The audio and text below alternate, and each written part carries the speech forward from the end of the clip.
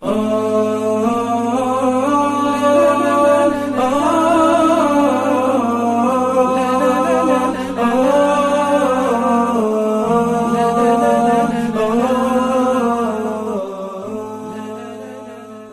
surat Al-Fatihah disusun paling pertama dalam Quran? Padahal surat pertama turunkan Al-Alaq. Iya juga.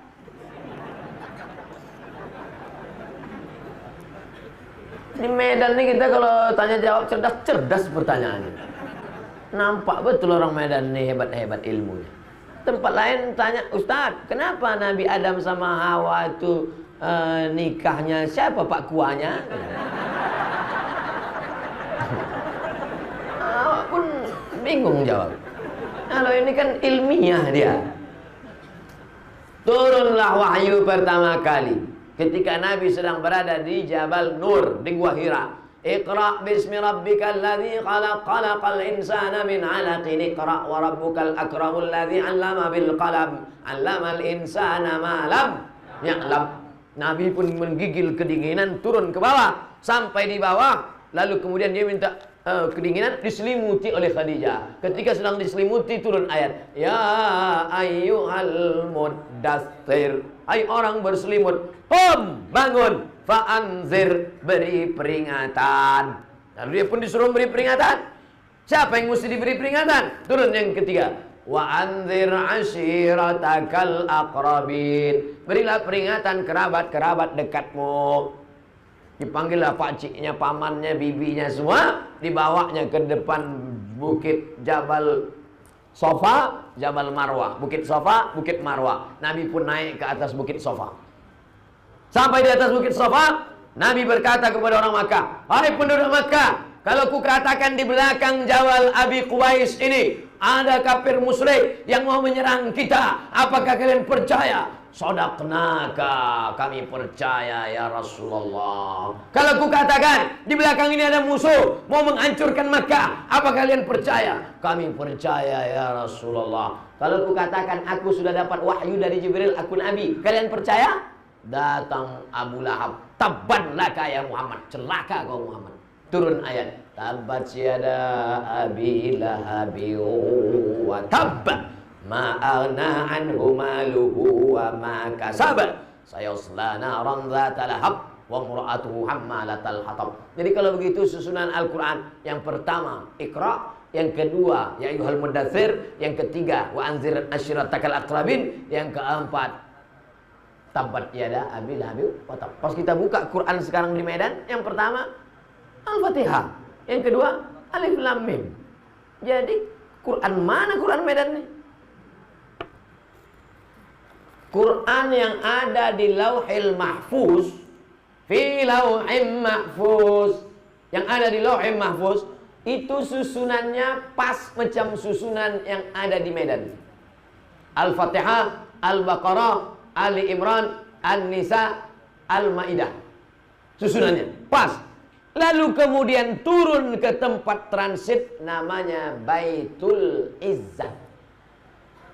Turun di tempat Baitul Izzah, berhenti dia di Baitul Izzah. Lalu dari Baitul Izzah turun ke Nabi. Itulah yang menurut susunan secara historikal, secara sejarah tadi. Datang Jibril membawa Iqra, datang Jibril membawa ya ayyuhal muddatsir, datang Jibril membawa wa ashiratakal aqrabin, datang Jibril membawa tabbat yada. Datang orang bertanya tentang haid, turun ayat haid, yas'alunaka 'anil mahid qul huwa adza. Datang orang bertanya tentang sedekah, yas'alunaka 'anil madza yunfiqun.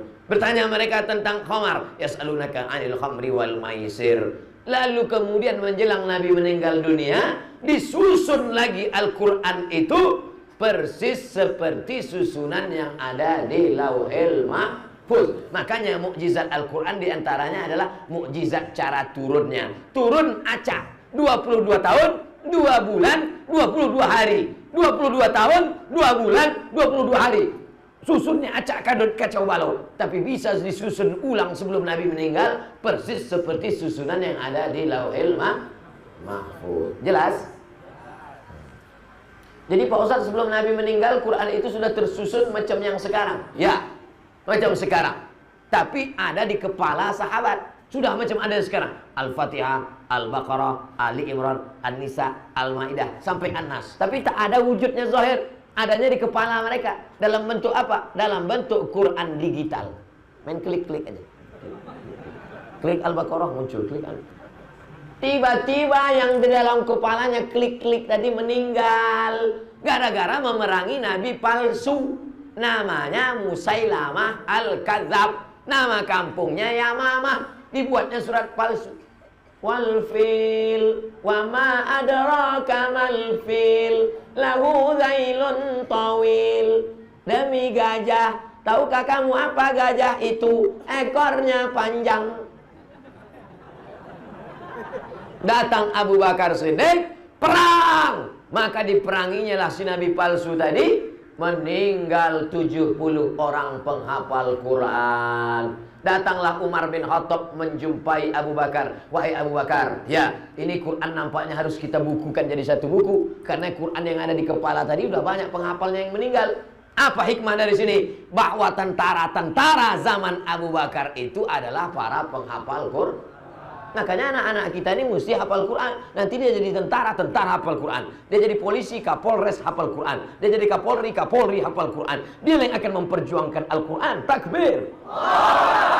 Nah, lalu kemudian setelah itu kata Abu Bakar, aku tak mau membukukan Quran karena Nabi tak pernah menyuruh, Nabi tak pernah membuat. Maka kalau tak dibuat Nabi adalah bid'ah, wa kullu bid'atin dhalalah wa kullu dhalalatin finnar. Kata Umar, ini kalau tak kita buat nanti hafal penghafal sudah banyak meninggal. Ada manfaatnya. Akhirnya Allah membukakan pintu hati Abu Bakar. Lalu ditusunlah tim.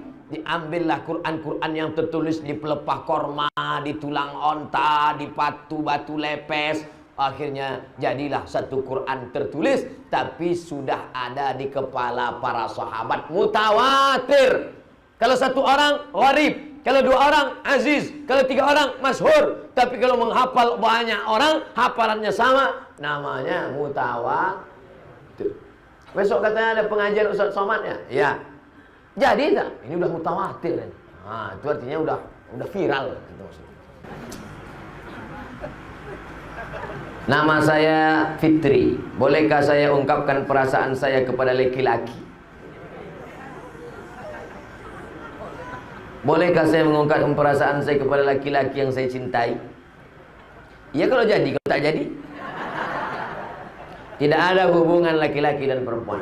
Itu mesti digarisbawahi. Tidak ada hubungan laki-laki dengan perempuan. Alah, kami sekantor aja Pak Ustadz, udah macam abang saya, udah macam adik saya, udah macam pakcik saya. Berawal dari macam, berakhir dengan macam-macam.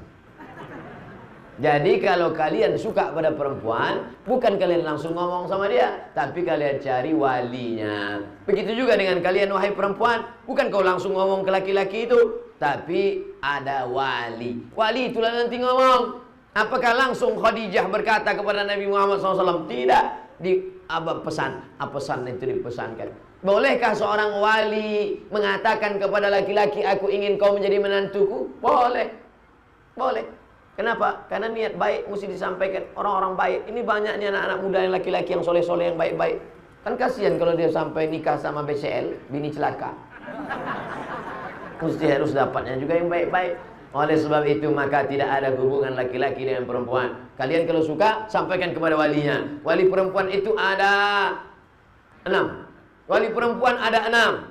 Ayah, kakek, abang, adik, abang ayah, adik ayah. Mereka inilah yang bicara. Anakku, iya ya, itu ada orang bertamu di luar mau menengok kau. Kalau dia setuju, diam. Karena dalam hadis dikatakan suku alamatur ridha. As-sukun alamatur ridha. Diamnya anak gadis itu tanda dia suka. Itu ada anak mau nikah sama diamnya. Itu tanda suka. Anak gadis zaman dulu. Zaman sekarang mau jawab iya aja atau iya banget ya. Nah, begitu juga wali tadi. Nampaknya anak gadisnya itu selalu menengok video qori ada dari Medan. A'udzubillahi minasyaitonirrajim. Bismillahirrahmanirrahim.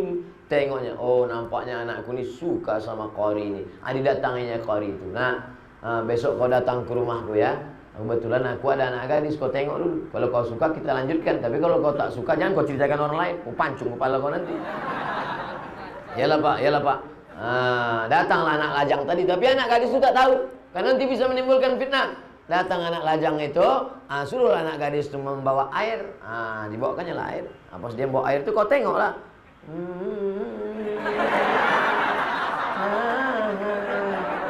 Harus tengok, tak jadi lepak lagi. Jangan kau nikah karena cantiknya, karena cantik akan berubah. Jangan kau cinta nikah karena sukunya, karena tak ada suku yang paling mulia kecuali suku karena kesucian hati dan takut pada Allah. Jangan kau nikahi dia karena hartanya, hari ini kaya besok jadi miskin, susah, miskin papa. Tapi kau nikahi dia karena la ilaha illallah Muhammadur Rasulullah.